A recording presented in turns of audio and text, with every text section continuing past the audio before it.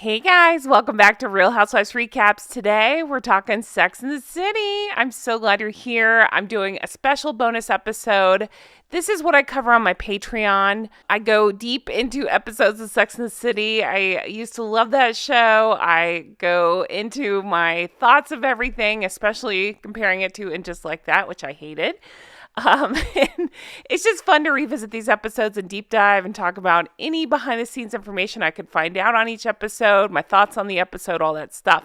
So I thought I'd put this one out here for free and let you have a taste of it and encourage you to check out my Patreon, patreon.com/Real Housewives Recaps. Little as $5 a month, you get access to a new episode each week where I'm going through the series, as well as my back catalog of episodes. There are 84 videos up there now, so take a look, enjoy. I've had so much fun making these. Again, a huge thank you to everybody who is already a member. I appreciate you so much.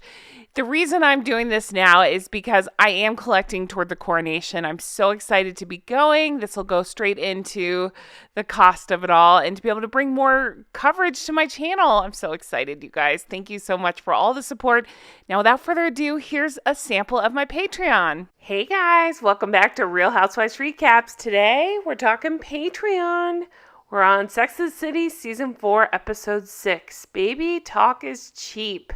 Guys, thanks so much for being here and supporting the show. I really appreciate it, and I can't wait to discuss this episode with you. Let's jump in. Okay, so remember, this is where Carrie lost her damn mind. She convinced herself she wants Aiden back. We see this by her repeatedly sitting in the Aiden chair. Remember the chair she got when she first met Aiden that she lied to him about to get the discount for, but she's feeling like anxious and shipwrecked and alone. She tries to call him, gets his answering machine, screams, hangs up. Meanwhile, we hear loud drumming. We find out Charlotte is taking Carrie to a dance exercise class. And Carrie reveals she's been making faux calls to Aiden. I don't know what she's wearing here. I don't know what's going on. It looks like she wrapped a t-shirt around her head. And I hate her sunglasses inside. Okay, so Charlotte betrays Carrie by making her tell her secret to the group. She says she's been calling Aiden and hanging up on him. I think I want him back. How do I do this? So everybody helps her. Now Charlotte pissed me off here because Charlotte says he needs to get rid of the turquoise rings and the tummy. Come on, he always looked good. Yes, he ended up looking even better, but I would say maybe because he cleaned himself up some and I don't know, seemed a little more confident than he did the first go around. I don't think he had a tummy, and I think it's ridiculous that they bring that up. But, let's see. Sam is telling her to get online. Miranda encourages her to email him. And so Carrie's never signed up for email. This is an ongoing thing. Carrie is resistant to technology. Miranda is always pushing her toward technology, trying to get her to get online. Meanwhile, Samantha got sent these fake nipples that is a promotional thing. She wants to test them out to see if they get attention. Well, Miranda decides she's going to give them a try. She puts them in. She walks across the bar. Bingo, bango. She has like all these guys staring at her, which prompts Samantha to say, I want my nipples back. Miranda is training for the marathon. She runs a 10-minute mile. She's stretching. She's talking to this guy next to her. What's funny is he's never actually given a name. He was repeatedly called, and in the titles called, Marathon Man. He's played by Michael Knowles. He's from One Life to Live and Guiding Light. Okay, Trey loves the makeover Charlotte's been doing. She put up this new wallpaper. He loves it. They talk about, what do we do with the study? Maybe it could be a nursery. So they're finally on the same page. Meanwhile, Samantha tries the nipples and bingo bango, it works. She meets this guy. His name's Warren. Warren's played by John Bolger. He's from Homeland and Taken. Okay, then we go over to Carrie. So she tries to compose her email. Now, funny note is if you pause the original email, because she deletes a lot of them and tries to rewrite them. But if you actually pause it and read her first email, she wrote in there another big problem. So, foreshadowing? I think so. But she deletes it over and over. She settles on, I miss you. She's freaking out because, again, she's just not used to email. I love that they use Yahoo here. It's like making me nostalgic, right? I used to have a Yahoo email address too, way back in the day. But, okay, so then we go to in bed. It's Samantha in bed with Warren. And all of a sudden, she's like, oh, that was fantastic. All of a sudden, he starts with baby talk. She tells her girlfriends about it, saying, he said titty witties. Blech. Can we talk fashion for a minute? Let's take a look at the outfits. Okay, so I don't mind what Charlotte's wearing. I don't love the plaid skirt with the striped cardigan. I just don't know that makes sense. I like Samantha's jacket. I don't like the pants with the shirt. There's just a lot of prints going on. Carrie. I'm going to be controversial here and say I like the stripes. I actually do. I know you'd expect me to say I hate that tie. I don't hate the tie. I like the stripe accent of the tie and the stripe accent of the bag. I think it's a little too much with the hat. Was it a page boy hat? I think it's just too much. And I don't even mind the hat, but I think with all the other stuff, it's too much. So then Charlotte breaks the news that she and Trey are going to try for a baby. They're kind of surprised because they just got back together, but she's excited about it. She runs into this old friend, Trisha. Trisha is played by Laura Interval, and if she looks familiar, she was on Third Watch. Okay, so meanwhile, we go over to Carrie, who's writing. She's talking about, do actions really speak louder than words? She calls Aiden. He finally picks up, and instead of saying, hey, it's me, she says, why won't you respond to my email? He's like, what? Who is this? She says, oh, it's me, Carrie. I'm wondering why if you got my email. She's shoe gal. So it's awkward. He says, no, I deleted it. I thought you were junk mail. And she puts out the idea, hey, why don't we go out sometime with Steve and Miranda? The four of us could do like a fun group thing. It's awkward, but he's like, okay. And they both seem confused by the end. Meanwhile, Miranda, marathon guy, they end up in bed together. They'd just gone for a run and they get in bed together, and that scene bothers me so much. Listen, do what you want to do. It's cool. No judgment from me. Have fun. It bothers me because they just went running. That's the only part. Like, just shower off first, And I wouldn't even mind it if they had been together for a while and they were just used to each other and, there's something spontaneous that happens after a run, fine. But I think it's the first time they're sleeping together, right? It was just after a run, they're hooking up. And then he goes south in the back door area, and she's never done that before. So she's completely surprised. So it carries over to her talking about it at brunch with the girls. She's talking about, like, why is this the thing? And when did the ass become so popular? What is happening with men in the ass? So they all get into a conversation about it.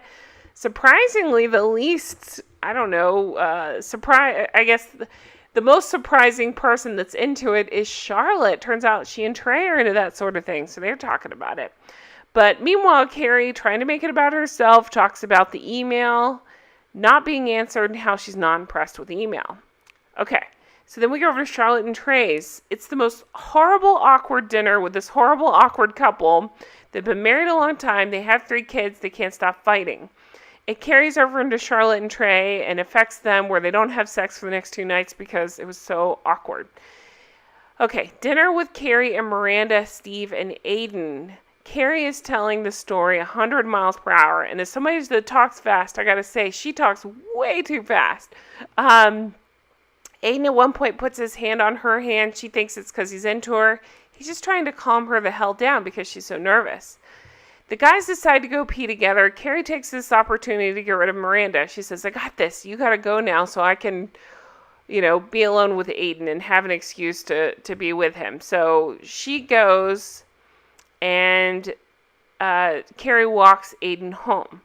So Carrie ends up telling him, I think I want to get back together. And he does not handle that well. He said, I was afraid you were going to say something like this. He said he's willing to try the friendship thing, not the relationship thing. I mean, it's as awkward as it sounds, right? She says goodnight. He doesn't know what to do. He kind of half kisses her on the cheek. It's cringe, but it's supposed to be cringe. It's fine. So Carrie goes home, completely obsessing. She's trying to send Miranda a desperate email, but Miranda ends up calling her. Turns out that, Marathon Man's about to come over, so she's telling her that. But also, Steve tried to kiss Miranda outside the restaurant.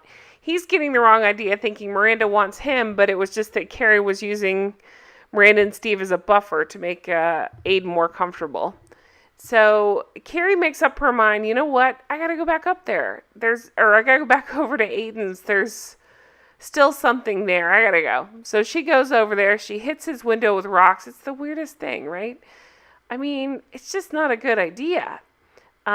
She tries to tell him all bad habits are gone. I've missed you. And I think about us and you holding me. And she's trying to tell him all this stuff. And he says, you broke my heart. And I say, good for him. She runs off because she's annoying. Samantha, meanwhile, is back in bed with baby talk guy. And you guys, he says, hey, titty witties. And she's like, no, I can't do this. Stop with the baby talk. He decides to act like a big old baby, throw a fit, and get out of there. There's a great line where it says, she wore the nipples and attracted a big baby. Speaking of baby, Charlotte and Trey. Charlotte receives a present from Trey. He sent over a Tiffany rattle that was really sweet, but it was weird because I never paid attention. He says when he's talking to her that he's got it a week ago, and now he feels like it's not making sense anymore. I just you just got it a week ago. I don't know the timeline. I could see if he ordered a month ago and forgot about it, but that's not what happened. So Miranda and Marathon Man, he does his thing in the rear again. And she wants to somehow reciprocate. She offers to give him a massage. Well, this leads into him basically putting his ass in her face. She yells, I don't want to do that. And yeah, that's the end of Marathon Man. So then we go over to Carrie, who's laying in bed, and Aiden's throwing rocks, hitting her window. And they don't really say anything. They just run for each other. They kiss, she jumps on him, and yeah, it implies that they spent the night together. Because the next morning, she's hugging all over him. He's sitting forward, she's sitting behind him, hugging him. And he's getting dressed, and he asks her, are you trying to do this to make up for the past, to relieve your conscience? Because he says he's fine now. And she says, no, I just love you. I still love you. And it's just a mess. It's up in the air. We don't know what's going to happen right there. We go over to Miranda.